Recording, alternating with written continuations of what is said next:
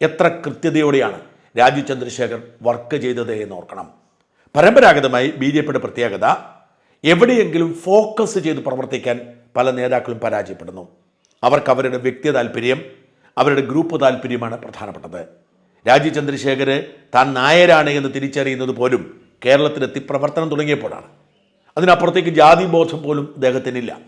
അദ്ദേഹം ഒരു പ്രൊഫഷണൽ CEO-യാണ്. ആ അർത്ഥത്തിലാണ് അദ്ദേഹം ഇവിടെ പ്രവർത്തിക്കാൻ തുടങ്ങിയതും പ്രവർത്തിച്ചു കൊണ്ടിരിക്കുന്നതും. അത് മോദിയും അമിത്ഷായും നേരിട്ടേൽപ്പിച്ചൊരു ഉത്തരവാദിത്തമാണ്. സുരേഷ് ഗോപിയെ നേരിട്ടേൽപ്പിച്ച് തൃശ്ശൂർ പിടിച്ചതുപോലെ കേരളത്തിൽ ഗ്രിപ്പുണ്ടാക്കാൻ വേണ്ടി സ്വന്തം ഇഷ്ടം പരീക്ഷിക്കാൻ രാജീവ് ചന്ദ്രശേഖരെ ചുമതലപ്പെടുത്തിയതാണ്.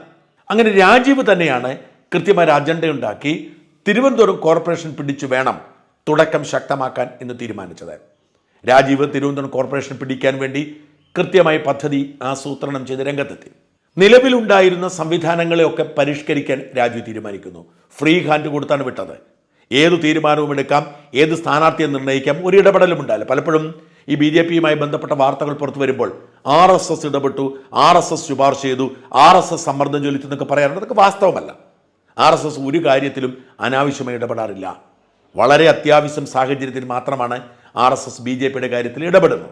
സ്ഥാനാർത്ഥി നിർണ്ണയത്തിലടക്കം RSS ഇടപെടേണ്ടി വരുന്ന വലിയ പരാതികളുണ്ടാവുമ്പോൾ അതിൻ്റെ ഒരു സാഹചര്യം വിലയിരുത്തി മാത്രമാണ്. അല്ലാതെ വഴിയെ പോകുന്നിടത്തെല്ലാം RSS ലിസ്റ്റ് കൊടുത്ത് സ്ഥാനാർത്ഥിയാക്കുന്ന രീതി RSS-നില്ല. അതറിയാതാണ് പലരും ഇപ്പോൾ VV രാജേഷിൻ്റെ മേയർ സ്ഥാനത്തെക്കുറിച്ച് പറയുമ്പോൾ മാധ്യമങ്ങളൊക്കെ എഴുതുന്നത് RSS ഇടപെട്ടു, RSS ആവശ്യപ്പെട്ടു, മറ്റൊരു നിവൃത്തിയുമില്ലാതെ സമ്മതിക്കേണ്ടി വന്നു എന്നാണ്. അങ്ങനെയല്ല.